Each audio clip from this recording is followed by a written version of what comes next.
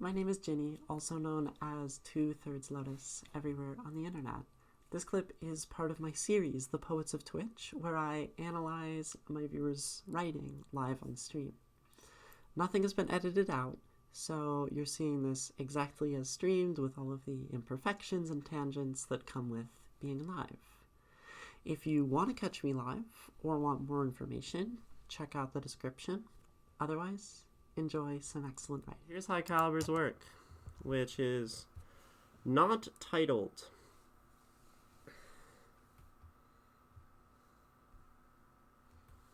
And we read over it once yesterday. Now we resume. Push this up. Okay. Reading voice, water, all these things.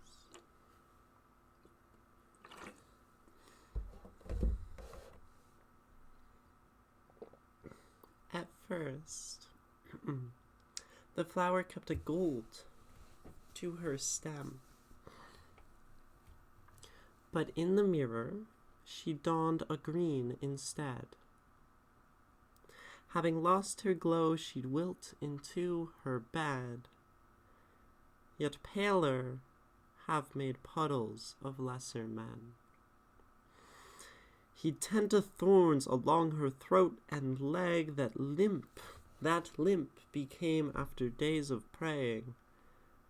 Leg that limp became after days of praying, beg that she could draw tears from him again, for he grew numb and he yearned to tread on soils yet unsullied by the rose. She said, "You loved me only for my health, and went as the winds do with my earthly scent.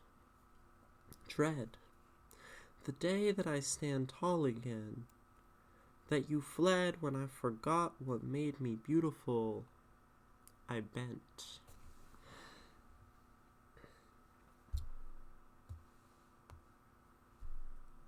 By HighCalliBrr. Let me read it one more time, maybe a couple more times. This one's got some words going on for real. It's definitely, I'd say verbally pretty dense, needs some unpacking, just to kind of know what is being said. So we'll talk about maybe simplifying things again on stream and do some actual interpretation, which means we could be in for a long one or not. So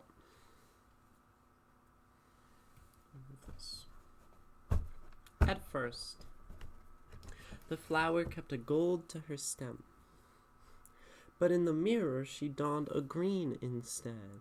Having lost her glow, she'd wilt into her bed, yet paler have made puddles of lesser men. He'd tend to thorns along her throat, and leg that limp became after days of praying, beg that she could draw tears from him again, for he grew numb, and he yearned to tread on soils yet unsullied by the rose.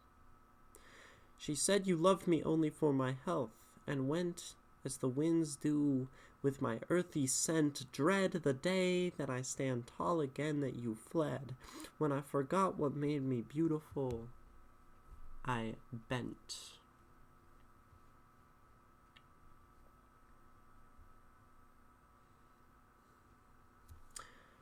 I said last time that my first impression was that I liked this poem. Still do. I'm gonna read it again for my own sake, for you all to listen, to really grasp what's going on, or start to get an idea at least of the words in this poem if you're someone other than HighCalliBrr. At first, the flower kept a gold to her stem, but in the mirror she donned a green instead. Having lost her glow, she'd wilt into her bed, yet paler have made puddles of lesser men. He'd tend to thorns along her throat and leg that limp became after days of praying. beg that she could draw tears from him again, for he grew numb, and he yearned to tread on soils yet unsullied by the rose. She said you loved me only for my health, and went as the winds do with my earthy scent. Dread the day I stand tall again, that you fled, when I forgot what made me beautiful. I bent.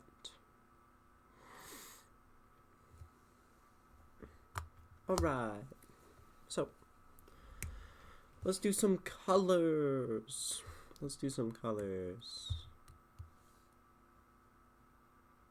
Avi says, good evening, cuties. Good evening, cutie. How are you doing, Avi? How's the life? That she could draw tears from him again, for he grew. Okay, I'm gonna do blue, because I have lots of thoughts and questions. Not questions that you're gonna answer, HighCalliBrr. Questions that I'm gonna try to answer, and that the rest of chat is gonna try to answer with me. Little stressed and anxious. Feel like I could improve on the ending. I remember running out of ideas or maybe rhymes. Running out of rhymes is a reality of being a poet. And then they descend into near rhymes, and then it shifts into a different rhyme, and then you're like, what is going on here? Which is good in a way, but frustrating. So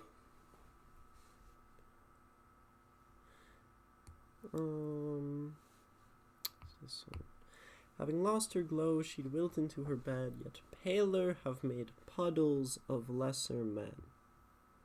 So this is definitely like quite the metaphorical line, making puddles of people, her glow but paler people, something that we're gonna want to go through and figure out exactly what this is saying. And then talking about becoming limp, her as the flower growing numb. So many notifications.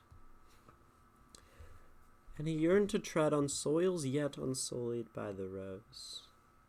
So many things that I feel we would want to simplify and try to understand what they're saying before really like picking at this poem.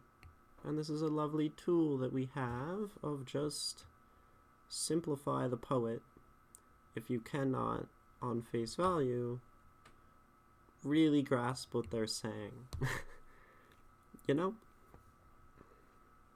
And I mean, I have some idea after reading this, 4 times what it's about in my head, but it can be useful to go through every line and say, what is this one saying? Right. So, at first the flower kept a gold to her stem, but in the mirror she donned a green instead. Having lost her glow, she'd wilt into her bed, yet paler have made puddles of lesser men. So, paler, less beautiful, have made puddles of lesser men. So we have 2 characters. We have she, or the rose, right? Or the flower. I don't know. Does it say rose somewhere? For some reason I was thinking rose. Yeah, rose. Okay. Or the flower, right? This is one character. And that's fine. And then we also have the man. We have he. The lover, perhaps. You loved me only for my health and went. Right? One of my last names has the word rose in it. I keep the actual name a secret. There you go. A name that I wanted to name myself when I was choosing names.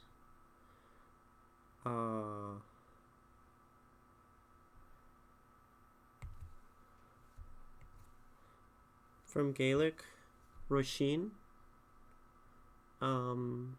which means rose. I did not name myself that.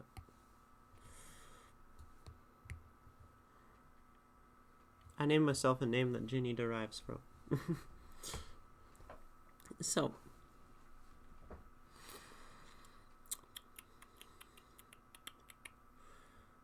what does it mean to make a puddle of a man?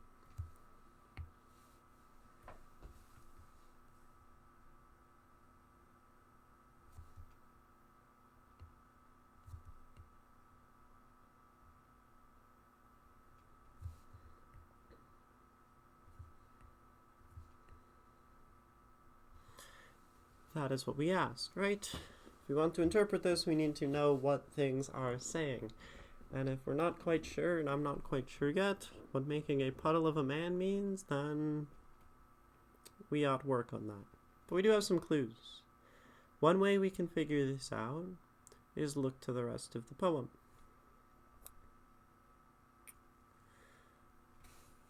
Beg that she could draw tears from him again. Draw tears, for he grew numb. So at one point, she was able to make him cry. And he was soft, and he was a lover and someone who was caring. And these are all things, a puddle, melting, soft. Some people would say that a sort of soft and caring man is not masculine and that kind of stuff. I don't believe that, to be clear. And that could be making a puddle, but also literally crying, tears, liquid puddle is what I would lean toward, right? So crying or making him soft. Paler, less glowing, less alive, less potentially beautiful. Flowers have made puddles of lesser men.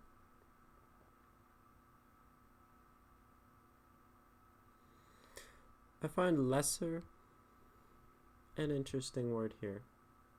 Right. Paler have made puddles of lesser men. So if we're talking about other women, that part confused me when I wrote it. Yeah. And you can argue that it is happy tears.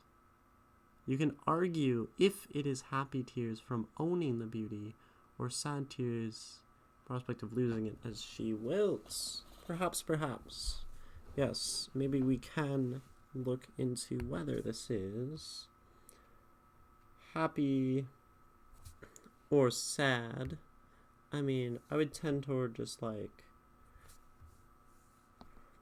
given that it's talking about wilting and bending, as you said, there's definitely some sadness here, but perhaps there is some happiness, right? Growing numb. Growing numb to any emotion, including joy. These are ideas. So, yet paler have made puddles of lesser men. I'm going to start with paler, actually, not lesser. So, having lost her glow, she'd wilt into her bed yet paler. Paler what? Paler people, paler flowers. This is referring to her and her glow, as far as I can tell. And her beauty, her life, her energy. Right? So, we have... Good morning, Nico. So then it would be... yet... women... less alive, basically, paler, less beautiful than her.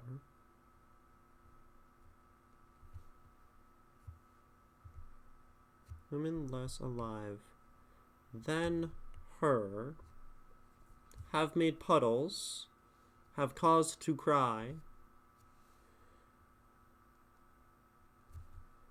or have caused crying in, if we're keeping the same syntactical structure.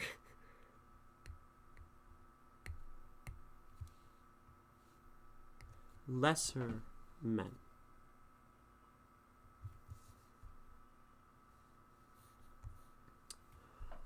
Many, many things. Nico, how are you doing? Glow is usually something discussing as coming from within. Maybe versus beauty. Yeah. We talk about like you're glowing when you're like doing well and you're healthy and life is good. You look like you're glowing. So yeah, even her sense of self.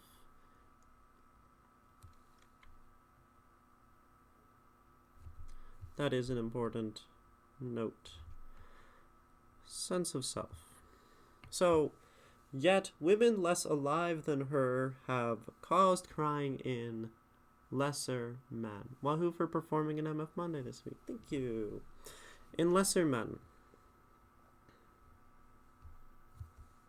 So, lesser how, I guess is the question. In the same way that we asked, what does pale mean?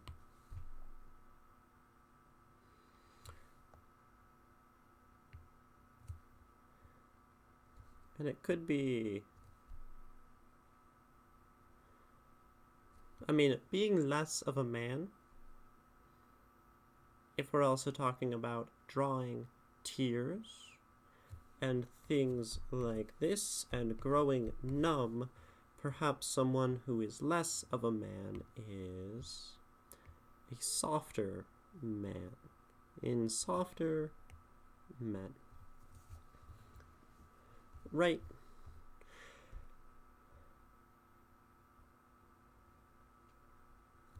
There are women less alive than her in this moment, and they have also drawn tears from people, but in softer men.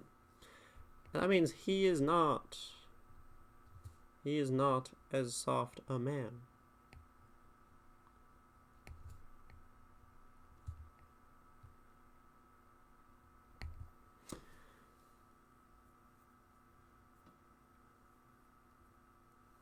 Potentially to say that she has a difficult task here, I guess.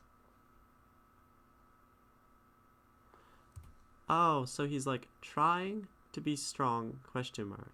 Like lesser would give up on seeing a woman who is now less beautiful. I love how like you're reinterpreting your own poem.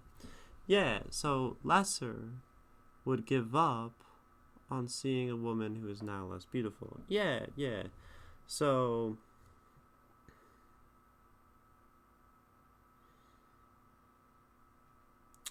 in that sense, he is kind of holding it together and being strong. But there also is potentially some amount of, I would say, negativity here. Because she does want to. She does want to make a puddle of this man and draw tears, right? Which means though he's playing tough, perhaps, or being masculine, she now sort of has this challenge, potentially, this difficulty in getting such a person to cry.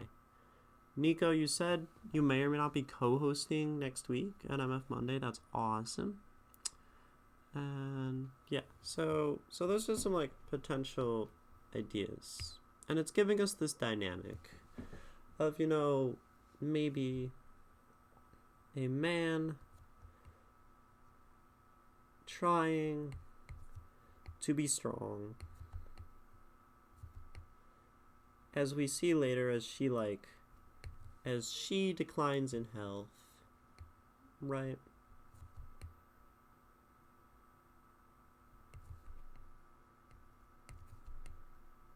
Is part of this poem, right? She wants him to cry, she wants to make a puddle of him. Sort of still a weird dynamic that just looking at this line doesn't sort out for us, but maybe gives us a little bit of context as to how these two see each other. He'd tend to thorns along her throat and leg that limp became after days of praying. So, thorns that limp became after days of praying. So this is to say that in tending thorns, that being kind of also, he's also praying. He's praying, he's tending, he's caring to these thorns, trying to help her. And they did indeed become limp. Unless we're talking about the throat and leg that became limp, which is maybe possible. He tended thorns along her throat and leg that limp became, right? He tended to thorns along her throat and leg that limp became. Which one it is, kind of uncertain.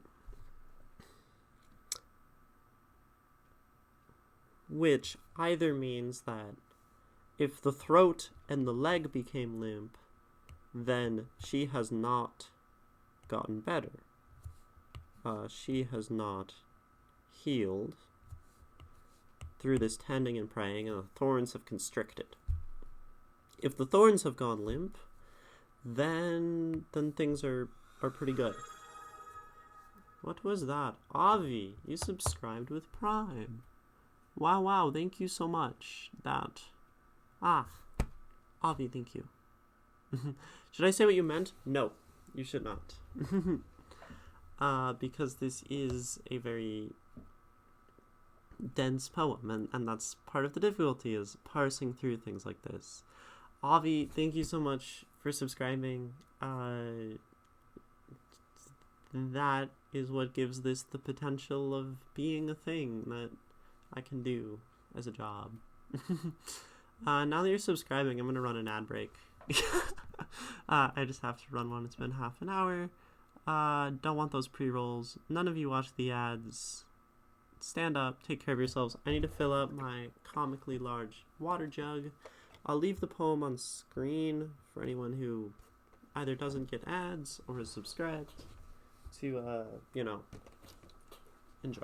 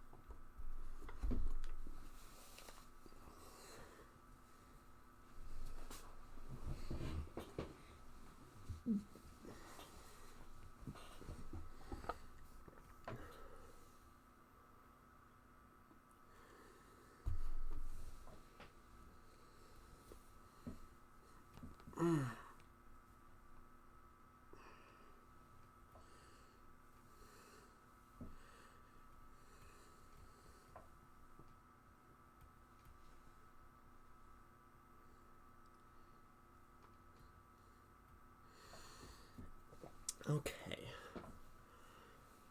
You're here? Are the ads over? Seems like they would be, right?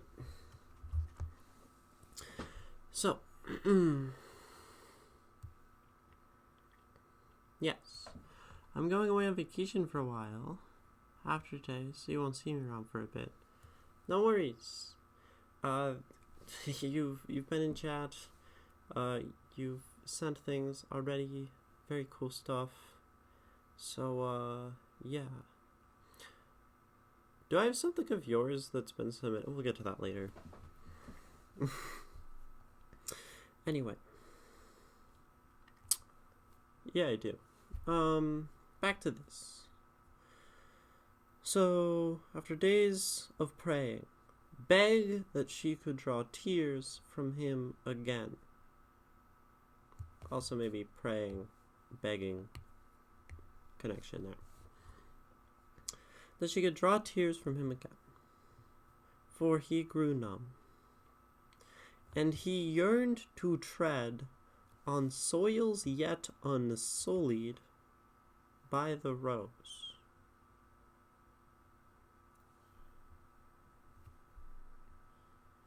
Interesting line again.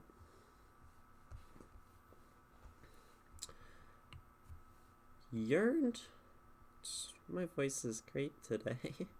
Yearned to tread on soil, or on soil yet unsullied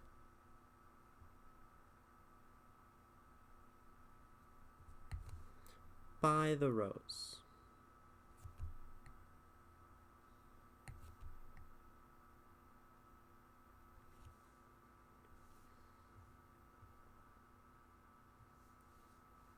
Soils, that's what I thought. Okay. This is another, like, pretty complicated line, I would say. Soils yet unsullied by the rose is really, like, the weird thing. So, yet unsullied. Yet tends to mean, like, yet to be, or not yet, right? Yearn to tread on soils yet unsullied, not yet unsullied. It means the same thing.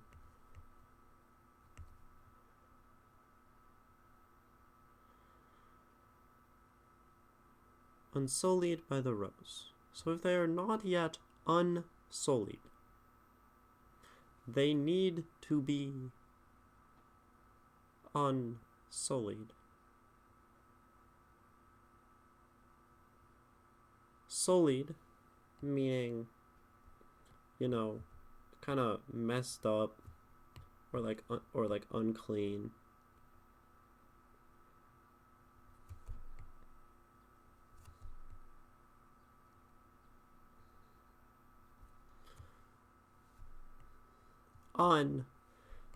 Unsullied, to basically put shit back together, right? So on soil that has not been fixed by the rose, or soil that is still sullied, would be another way to read that.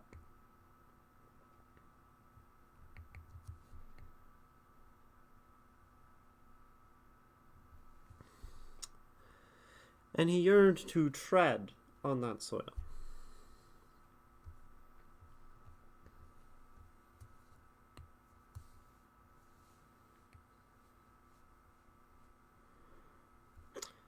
To me, to tread on soil definitely is a kind of destructive action. Soil is this natural thing, it's this ecosystem, walking on it is destructive. It could also mean, you know, moving forward and exploring, right? To tread new soil could be to explore.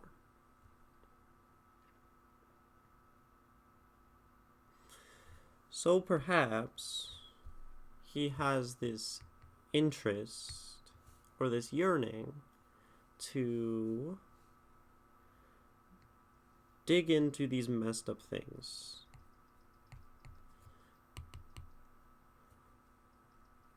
Things that have not been fixed by the rose. Hi, Pinguino Man.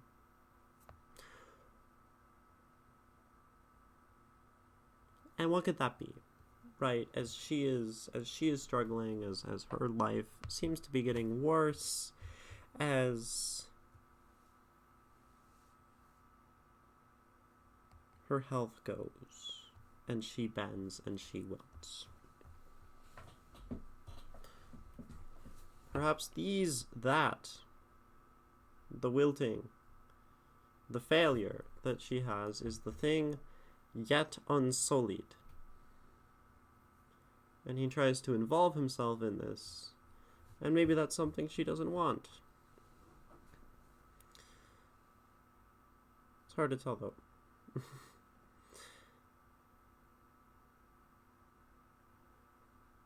Perhaps also that now that he is colder, that he is numb, that she cannot draw tears from this man. He, in a sense, wants that back. Maybe. Maybe he wants it too. Maybe he wants that emotion that has not been dug up, those things shared in a relationship that have not been kind of discussed. But he isn't, apparently. And she said, "You loved me only for my health, and went as the winds do with my earthy scent." So this tells us, of course, that he left as she began to get worse. That's like the main action of the poem, right? She is declining, she is bending, things going limp, and he leaves. And that's hard.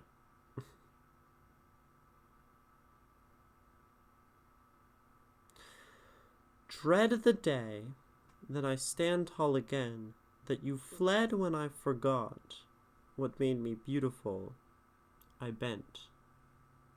I feel like submitting the poems that even I don't get. That's fair. That's fun. Dread the day. This is within the quotation marks, so she is telling him to dread the day that I stand tall again.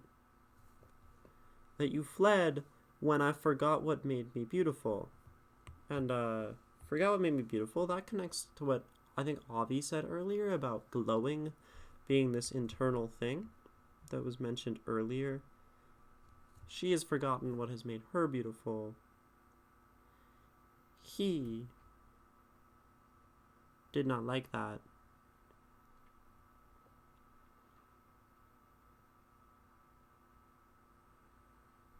And instead, perhaps he treads in the destructive manner over her ills. The unsullied, the yet unsullied parts of her, the parts that are still healing, not being sensitive to her pain. Dread the day that I stand tall again, she tells him, that you fled when I forgot what made me beautiful, I bent. Let's separate these two for now. Dread the day that I stand tall again. Perhaps because in this he will feel some amount of guilt.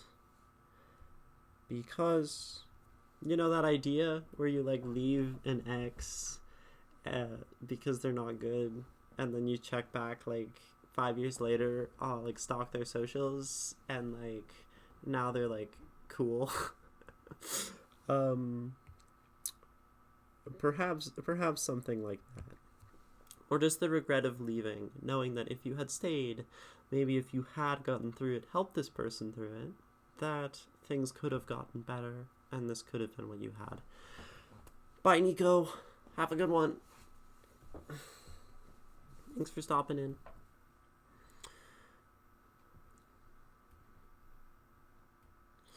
That you fled when I forgot what made me beautiful, I bent.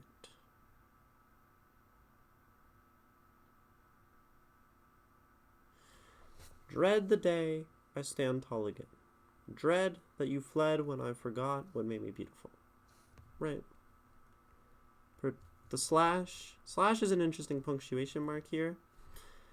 And perhaps that's to indicate, so like, dread, and then like a slash. Dread the things after this slash. Maybe also functioning like a colon. Dread the day I stand tall again, comma, that you fled. So then I'd be saying dread both of these things that are separated by commas. In this case, we're using the slash. Dread when I forgot what made me beautiful, I bet. So again, the regret, perhaps, dread, that he did not support her.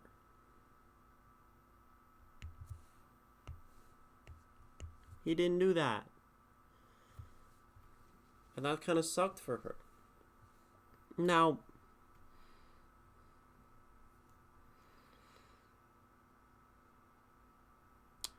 I do wonder, is this talking about physical health or something else? Perhaps talking about mental health. We have the the phrase, she wilt into her bed, which is very similar to our phrase, which has only come about recently, but to bed rot, right? She lost her glow. She forgot what made her beautiful. It's not that she literally is not beautiful anymore, but she had forgot. And that tells me that this is more a self-perception thing. Losing your glow, losing that energy, that love for life. Wilting in your bed, becoming pale, stuff like that. Thorns along her throat and leg.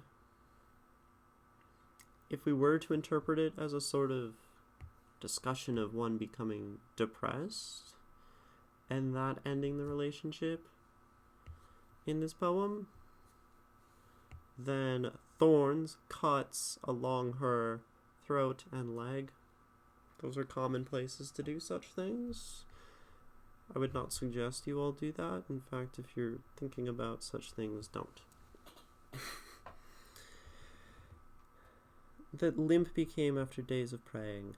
Beg. That she could draw tears from him again, for he grew numb. Her not being able to draw tears from him perhaps is an indication of her numbness, her inability to give rise to emotion, and that is feeding. He's feeding off of that. He is growing numb as well. That's something that happens if you spend your time around people who are just in the dumps or are actually depressed or behave a certain way. It's going to mirror back on you. There's that saying, or that you are a reflection of the 5 people you spend the most time with. So kind of like that. He yearned to tread on soils yet unsullied by the rose. He wanted to return to something good. He wants that, but she says, it's great that you want that. You only loved me for my health. Once I declined, you stopped. Once I became this, potentially, I read it as a very veiled metaphor for depression, and went as the winds do with my earthy scent. It's just like a nice little poetic thing. I'm not sure the scent means anything specific metaphorically, but just her being the flower. Any trace of her. Dread the day that I stand tall again, that you fled, when I forgot what made me beautiful. I bent. So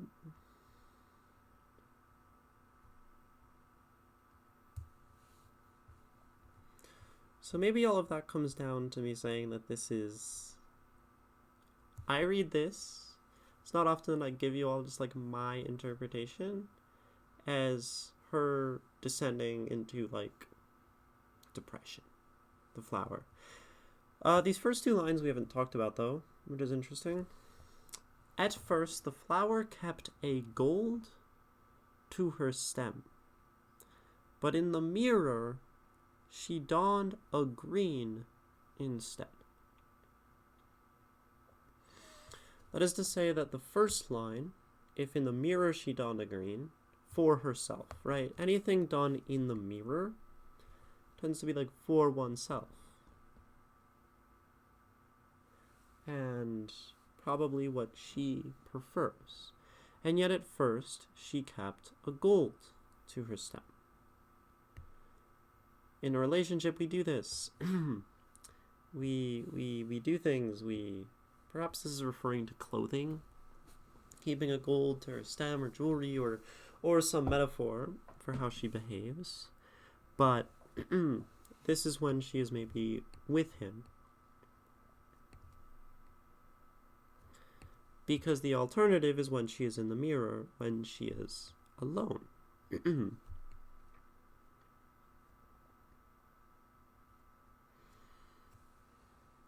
And maybe this is just to add to that feeling of distance,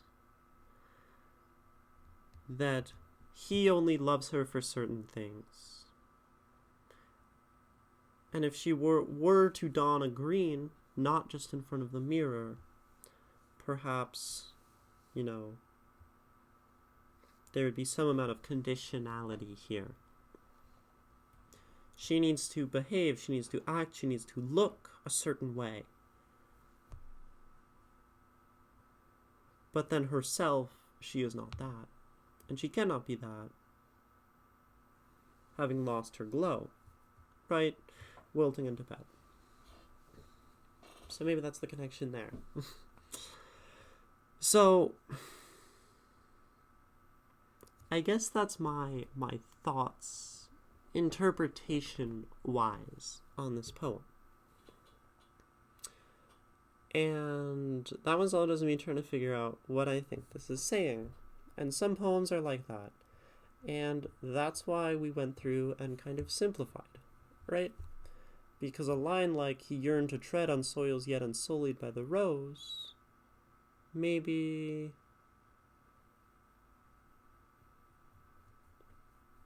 is not very meaningful unless you simplify it and figure out like the underlying point. You want to say what inspired it. Maybe. So generally I don't like to hear the author's interpretation of their own poem. I don't give my readers the interpretation of my poem usually, or it's on a very rare basis. And I'll say, what do you think this means? Because I don't want to get in the way of them having their own interpretations. However, if you're just saying what inspired it, and not necessarily shedding light on the meaning, then that's fine. It is yet another beautiful work that I read here. Absolutely it is. Avi and Penguin and anyone else in chat, do you have thoughts on this poem? Do you have other interpretations or other things you draw from it? And also, do you have any feedback before I maybe dig into feedback for HighCalliBrr that you feel would improve this poem? Any critique? Right. I believe last time, HighCalliBrr, you said you were fine with chat feedback, you're fine with this going on YouTube, you're fine with my critique. But if not, speak now.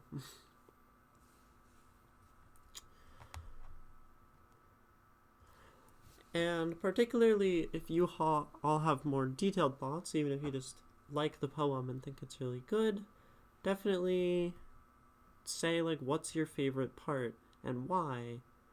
Make sure if you're giving feedback to another author, you're not just saying you like it. It's not the most helpful, as validating as it is. Sometimes we just need validation.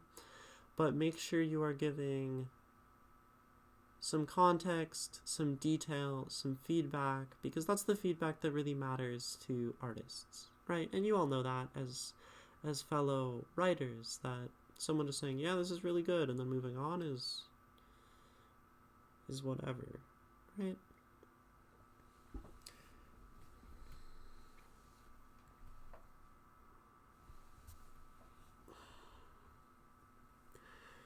I'm gonna move on to maybe talking about, maybe I'll say what inspired it in a bit. But I really enjoy the lines that I commented on earlier, 3 and 4. Having lost her glow, she'd wilt into her bed, yet paler have made puddles of lesser men. Yeah, and why? I mean, you commented that you thought that glow was referring to this like internal sense of value or beauty, which was definitely a great observation and something that I missed until you mentioned it. And it's definitely a good line. Having lost her glow, she'd wilt into bed, paler, yet paler have made puddles of lesser men. It's a very complex line, and I enjoyed going through it. So I definitely agree that these lines are quite nice. And they connect, glow and pale and all of this stuff, right?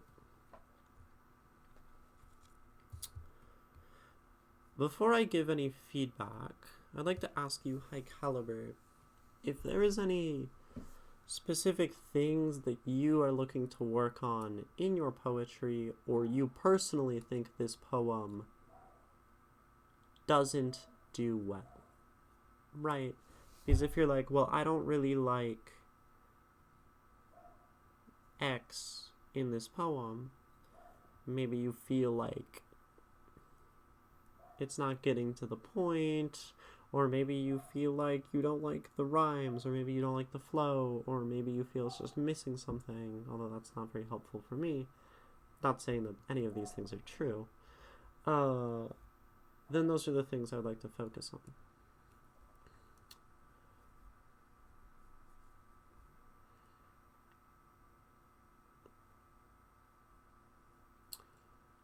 And I am going to run a little self-care ad break.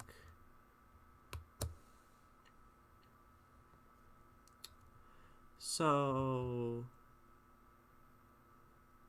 I will pace around, think about maybe how you are delivering meaning, think about how I can maybe help you with these things. And then we will return. Get some water, get a snack, don't watch the ads.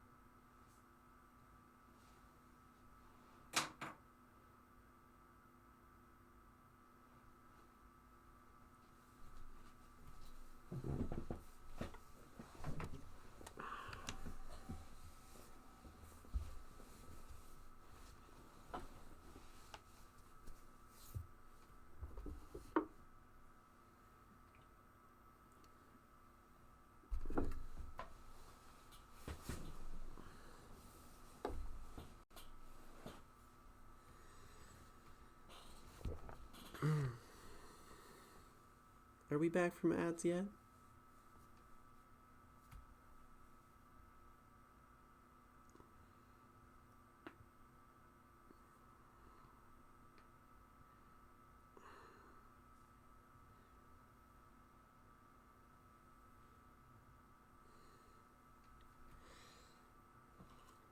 Okay.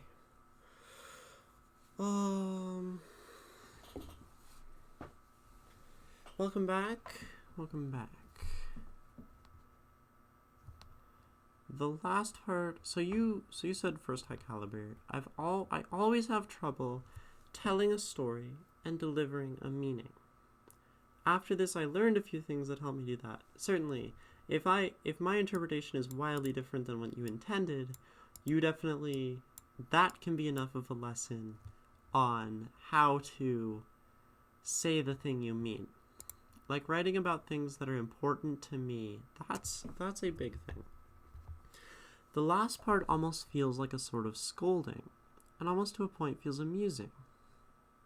Mixing up the tone. Look at what you missed out on, because you couldn't outlast the hard time. Yeah, absolutely. The sort of victory that you get over the day, the victory that you will have when you are better, and you have improved, and they are left to regret that they ever left. Feels good. And maybe that's a way to cope with the fact that, in fact, they've left. But regardless. But, HighCalliBrr, you talked about, what'd you say? Writing about things that are important to you.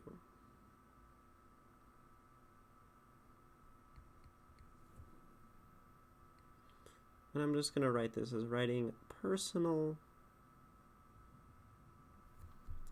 things. Not things. Work.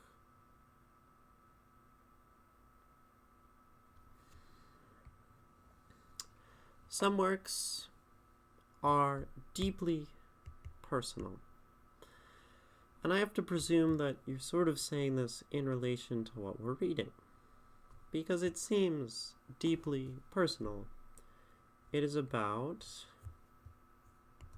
the end of a relationship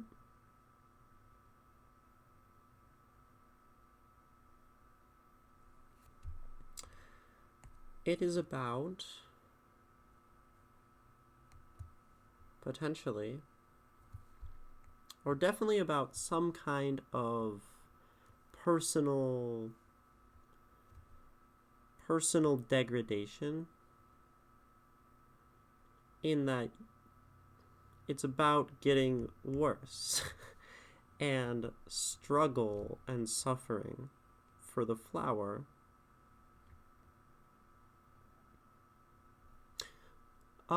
HighCalliBrr, I don't think I've asked, what are your pronouns? Degradation, struggle, and like suffer for oneself. He, him. Gotcha.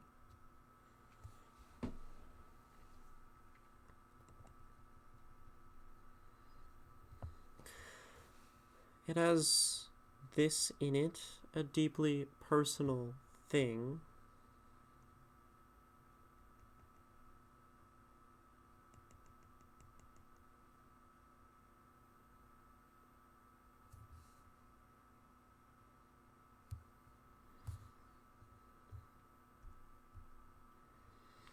And these things are hard to write about, because when you write, what is writing?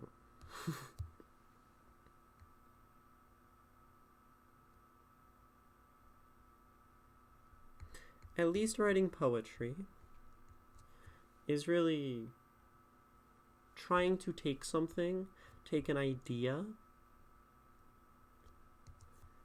and really distill it. And generally distill it to its most fundamental emotion.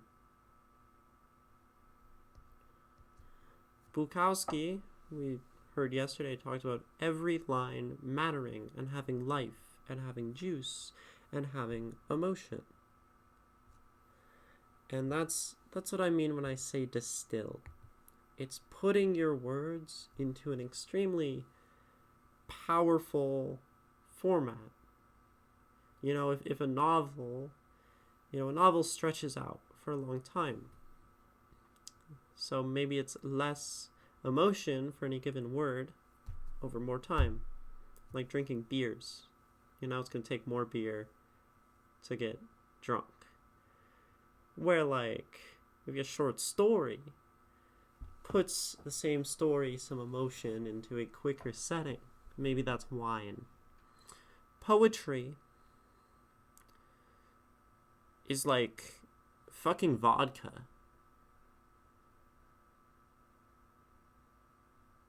I know one of the poets are alcoholics, right? This is distilled, powerful emotion.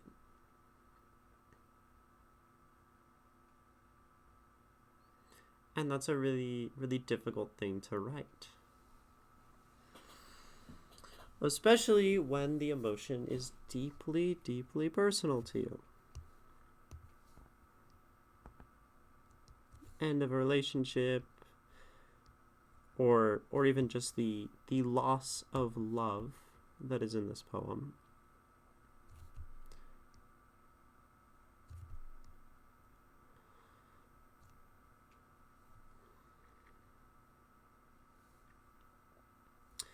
The struggles of self, the losing one's own glow, one's own love for life.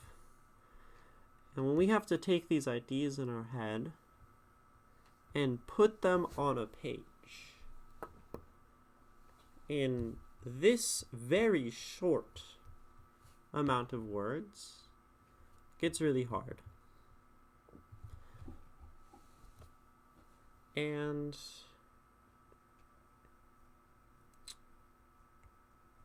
it's hard because we're reliving those emotions. We are distilling them and then regurgitating them. We got so drunk, if you will, if we're continuing with the metaphor, and then we throw them up all over the page, and it's violent and it's awful, and we can cry, and there's feelings, right? I actually struggled to sleep the other night. Ended up half asleep, drunk, while writing an entire poem on my phone in bed. Hanging out here truly inspires me. Yeah, I mean, I'm so glad that this place inspires you. And I hope you get better sleep tonight. But, like, that's the thing. We're taking this emotion, and that is really, it's reliving pain when we write. If we're writing about painful things, I think we have to relive it in a sense. Oh, big wall of text. I'll read that in a second. We relive this pain.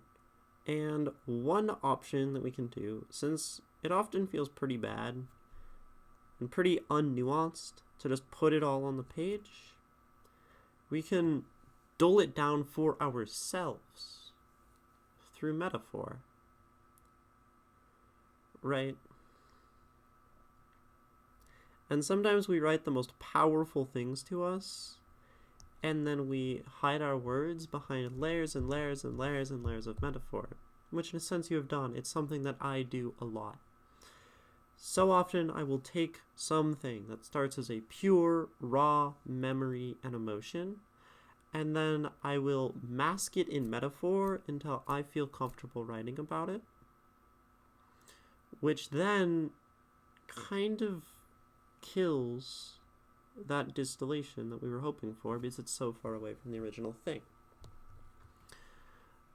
Maybe that's the dynamic that you're talking about in struggling to communicate those most emotional things through work. I don't know if this kind of dynamic is a common thing amongst poets, but it happens to me.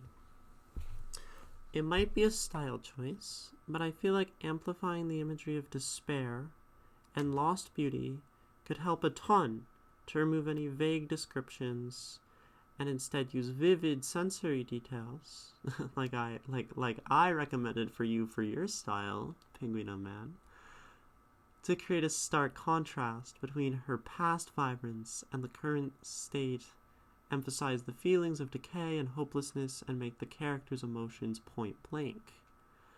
Use the metaphors to evoke a sense of mourning and nostalgia to deepen the impact the reader, like yo, WTF. I'll leave the reader saying yo, WTF. I understand it may be more of a style thing. Yeah, and that's definitely something that you use really well in your style, Penguino Man. And I definitely think some of that can be borrowed here. I have a hard time simplifying things. I also have trouble just saying things. Back then I had a much easier time hiding everything behind something. But I think it's changed a lot now. So this is an older poem, it sounds like. So maybe I struck some chords with this little diagram here. Looks very like Khan Academy, but for poetry. I feel like Khan Academy should hire me to do poetry lessons because I already write in all the different colors on the black background. So yeah, for real. It's like my main inspiration. Hiding. Yeah, and I was gonna say, one of the answers to this whole thing is to really, one is just to, like, in a sense, I'll do this in yellow because it's a nice color, to be brave. And that sounds kind of dumb, but people do talk about bravery in artistic expression, and how some things are hard to express. It's like, well, how do I be brave? Maybe we'll talk about that in a second. Because, I mean, yeah, you have to, and you're already brave, any poet, all of you, myself, in doing this and putting emotion into such a format. So, we continue to need to become more brave, more bold, more able to express these difficult things. Poetry often is covering these topics that we can't find in other literature, in other parts of our lives, because it's so hard to say. How do we do that? How do we be brave? Maybe you all have some ideas, so you can help here. But one, time is an unfortunate reality.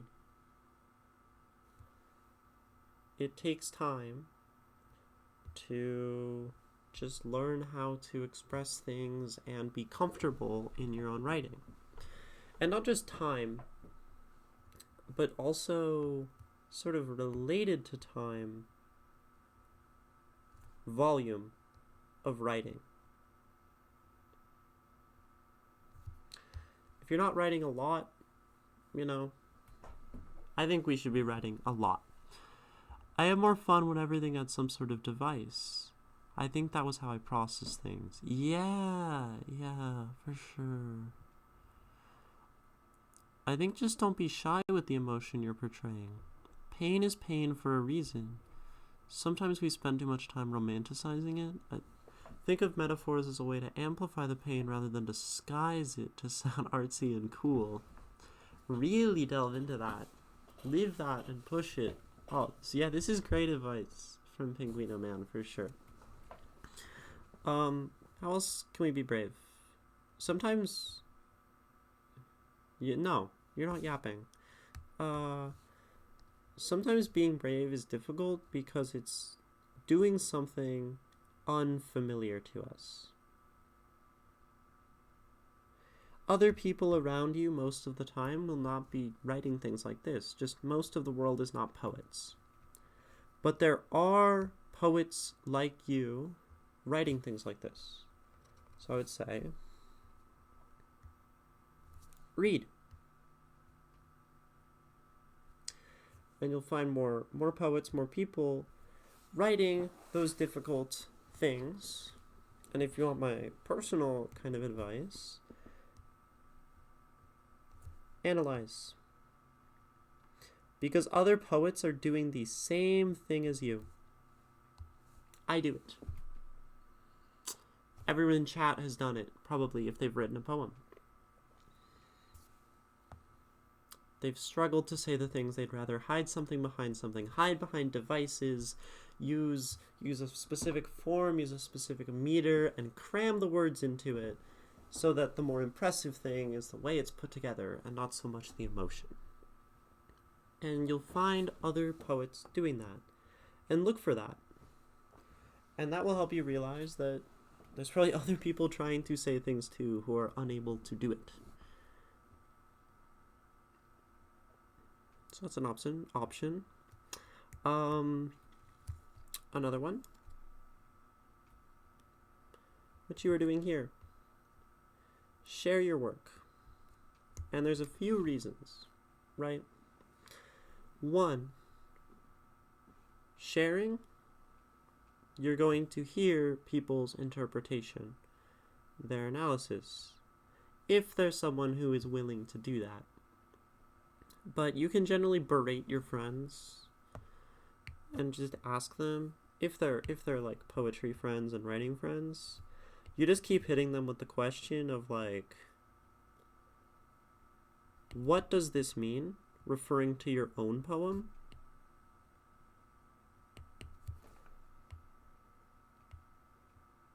As one question. And another question you can ask your friends. Why?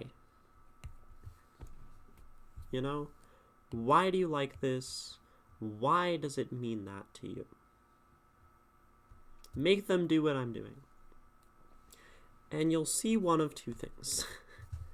You'll see, well, maybe there's more. But one result will be that you have been very vague, and in their interpretation, they don't get it.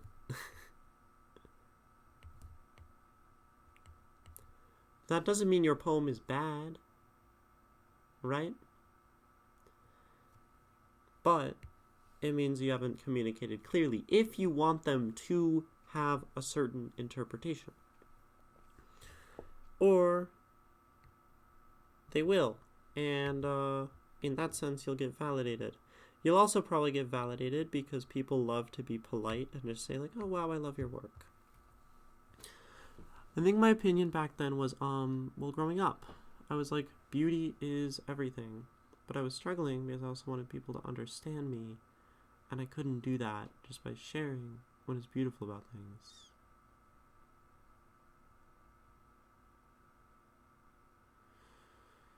Yeah. Yeah. Beauty isn't everything. That is intense.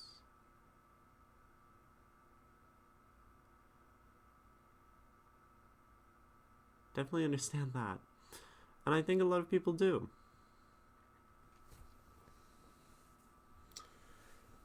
But I do have to add a point. You know, all this is because I'm not really sure if I actually understood your poem. Because our favorite graph, the specificity graph, which I write almost every day now,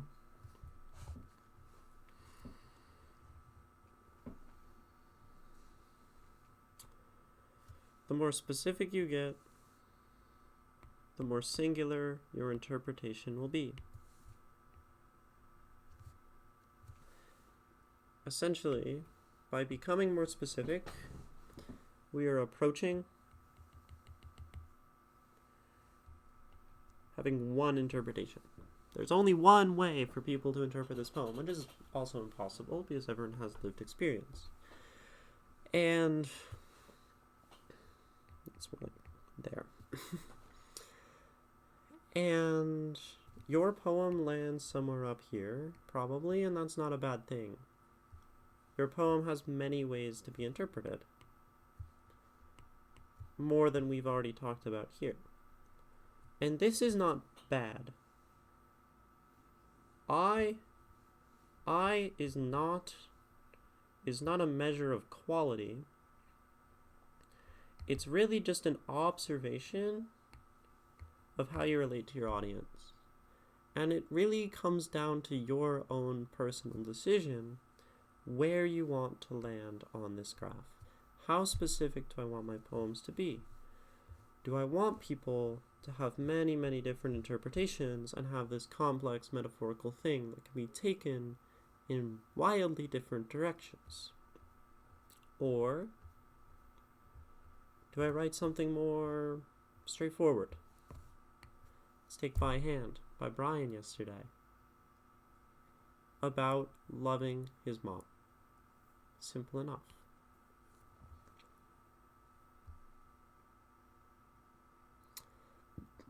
Has this helped? HighCalliBrr. I know this is the first thing you've submitted here. This was a fairly intense one. But if one of your issues is expressing the things that are meaningful to you, then I would look at these steps. The being brave, spending time writing more, reading more, analyzing other people so you can see that they're doing the same thing, sharing your work, getting validation, people not getting it, interrogating other people about your work. Those things are going to help you. Be brave. If that fits within like 30 seconds, can someone clip it? I feel like that's a very nice, succinct way to talk about this. I really don't know how clipping on Twitch works.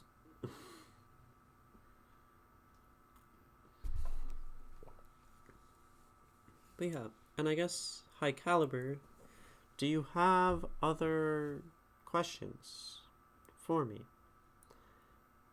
This is your poem, this is your time, and I mean, we've talked about a lot. I hope this has been helpful. Tried to clip it, but it turned out horribly. Nice. That's okay.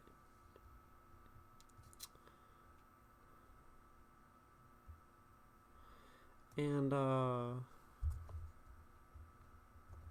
could say what inspired it now, if you want. That's your choice. Or you can leave me in ignorance and just wondering what this means and having my own interpretation.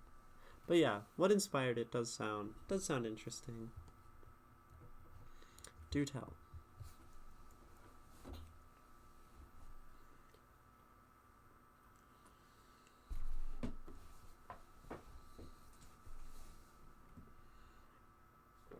Thought it was about a caretaker. I do see like another interpretation about one failing to care for another person, where it's like talking more about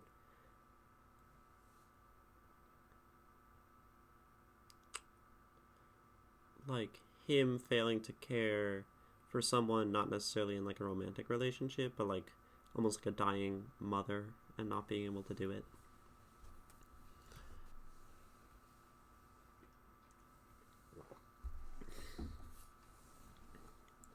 Another idea, right?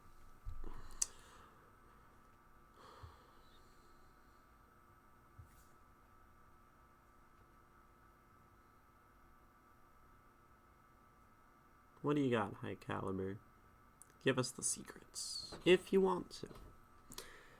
And then after that, if you have any other questions, or if anyone else has any other questions about this or things that I've said, I'm happy to talk about those. Or else we are going to read it after all of that. And then once HighCalliBrr gives us some context, once we do some reads for enjoyment, And then we'll move on. Yes, long pause, drama. What is high caliber writing? So many words. It's a wall. So my professor told me to write about 3 things in a room. So I went in my brother's room, saw the gold flower. I gave my mom a mirror. So your mother's room? A mirror that my brother... No, it was your brother's room. But your brother had the gold flower you gave your mom. A mirror that my brother... A mirror and that my brother was sick. I see. Then I thought about Elizabeth Barrett Browning's poem. If thou must love me, let it be not for... Love me for love's sake only. Okay. Yeah. Let it be for not. Love me for love's sake only. And you got exactly what I meant to portray. So that makes me happy. Well, there you go. It's beautiful.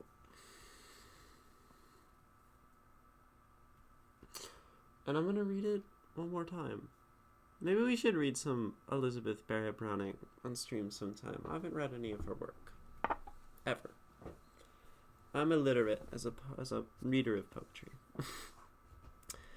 But this is an untitled work by HighCalliBrr.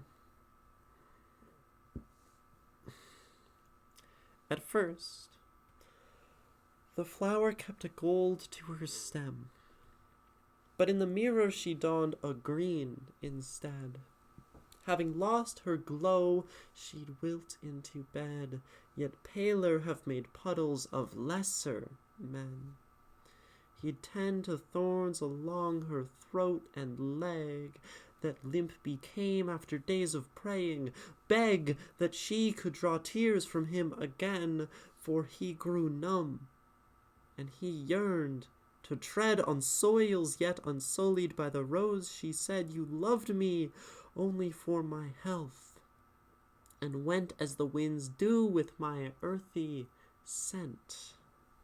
Dread the day that I stand tall again, that you fled when I forgot what made me beautiful. I bent.